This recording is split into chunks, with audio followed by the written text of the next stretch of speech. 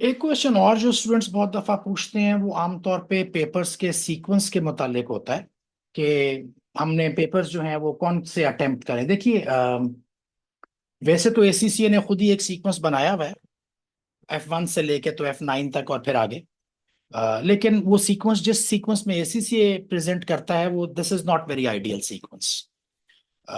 मैं तो तकरीबन जो मेरे, आप समझ लीजिए कि आज 20 साल होने को आए एसीसीए पढ़ाते हुए। तो मैं तो हमेशा स्टूडेंट्स को यही कहता हूँ कि लेवल 1 जब आप कर रहे हो, जिसको कि आप अप्लाइड नॉलेज लेवल कहते हो, इस लेवल 1 में सबसे पहले आप F3 का पेपर पढ़ो, उसके बाद आप F2 करो, और उसके बाद आपको F1 करना है।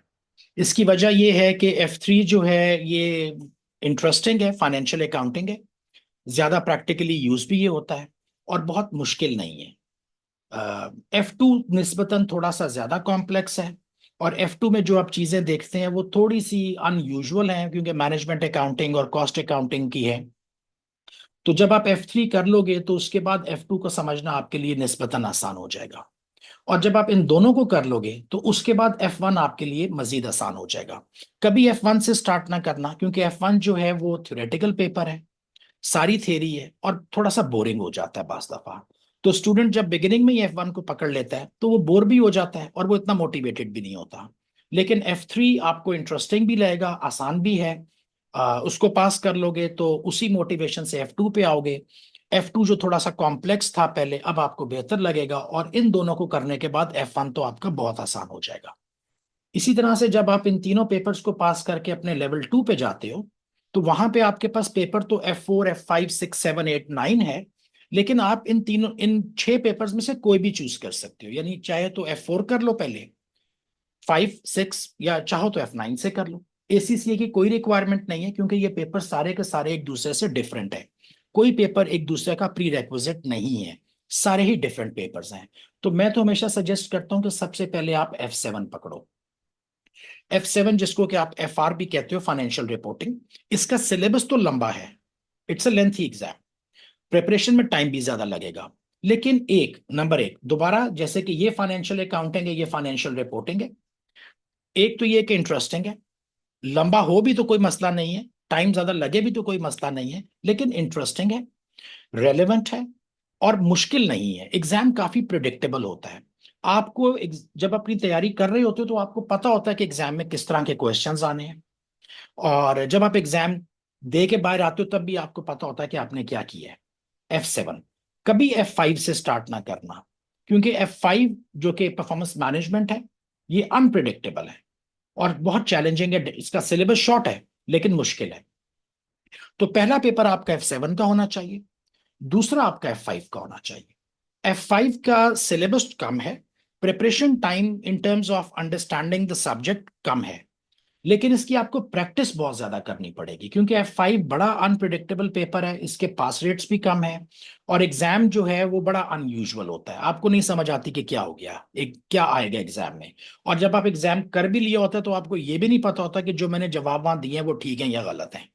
तो F7 आपने पहले करना है, F5 बाद में करना है। इसके बाद आपके पास जो पेपर आएगा वो आपने F6 करना है, फिर आपने F8 करना है, और आखिर में आपने F9 करना है। और बीच में एक पेपर बच गया F4। F4 का जो पेपर है, ये थ्योरी का पेपर है, बिजनेस लॉ का पेपर है। इसको आप किसी के भी साथ में ला लो, क्योंकि इसकी तो कोई फिक्स डेट है नहीं ना, इसकी कोई फिक्स डेट है नहीं। ये तो आपका ऑन डिमांड पेपर है, आपने एग्जाम सेंटर में जब आपका दिल करे जाके दे देना है। तो आमतौर पे मैं यही सजेस्ट करता हूं कि जब आप F6 कर रहे हो तो इसके साथ ही मिला के F4 भी कर लो।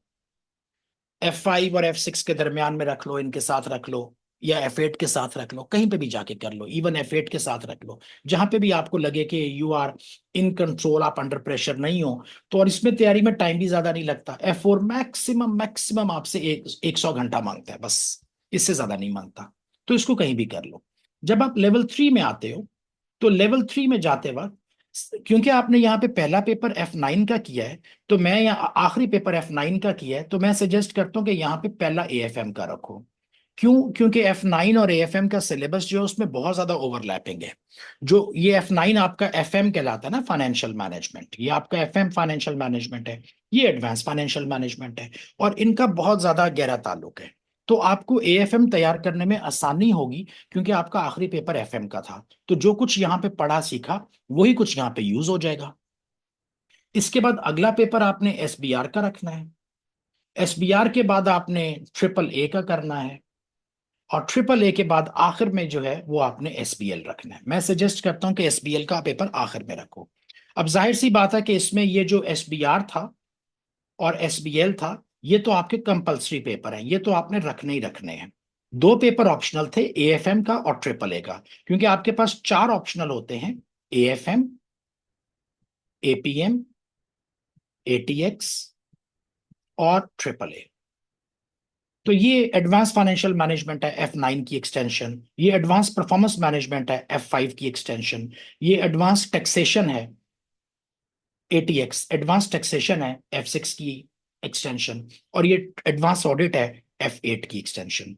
इनमें से एपीएम को और एटीएक्स को मैं इतना ज्यादा हाईली रेट नहीं करता। मेरे ख्याल में आपके लिए, ज्यादातर स्टूडेंट्स के लिए बेहतर यही है कि वो एएफएम करें और ट्रिपल ए करें।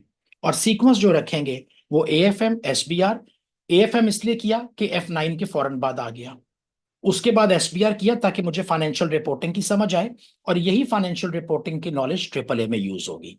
तो ट्रिपल ए में आप आईएफआरएस, जो आईएफआरएस आपने एसबीआर में पढ़ा है वो आप यहाँ पे यूज कर लोगे ट्रिपल ए में, और आखिर में एसबीएल को रख लोगे। तो ये आपका एग्जाम पेपर का एक, हाउ टू से, सजेस्टेड सीक्वेंस है। और ये सीक्वेंस यानी मेरी अंडरस्टैंडिंग के मुताबिक भी, और मेरे जो पिछले, आप समझ लो कि 20 सालों का जो पढ़ाने का जो तजुर्बा है और जो स्टूडेंट्स को देखता हूं, उन सब की बुनियाद पे this is the ideal combination and the sequence which you should take.